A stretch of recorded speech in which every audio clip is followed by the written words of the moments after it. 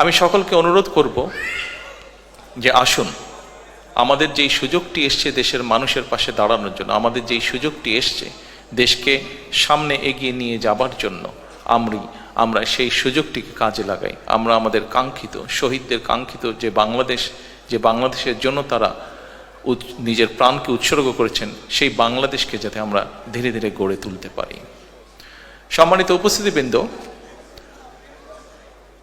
যে একটি বিপ্লবের মাধ্যমে, যে একটি রক্তক্ষয়ী আন্দোলনের মাধ্যমে দেশে এই পরিবর্তন এসছে, আমরা রাজনৈতিক দলের পক্ষ থেকে বিভিন্ন সময় এই আন্দোলনকে সফল করার জন্য দেশের প্রতিটি শ্রেণীর পেশা মানুষকে ধন্যবাদ জানিয়েছি। কারণ একজন রাজনৈতিক কর্মী হিসেবে আমি বিশ্বাস করি যে গত বছর 5ই আগস্ট যে বিজয় আমরা অর্জন করেছি, এই বিজয়টি কোনো একক কোনো সংগঠন বা কোনো দলের দ্বারা সম্ভব ছিল না। সমাজের সর্বস্তরের মানুষ, প্রত্যেকটি শ্রেণী পেশার মানুষ রাজপথে নেমে এসেছিলেন বলেই এই আন্দোলনটি সফল হয়েছে, বাংলাদেশ স্বৈরাচার মুক্ত হয়েছে। আমরা বিভিন্ন সময় দলের পক্ষ থেকে, আমি ব্যক্তিগতভাবে দলের পক্ষ থেকে আমরা দেশের প্রত্যেকটি শ্রেণী পেশার মানুষকে আমরা ধন্যবাদ জানিয়েছি।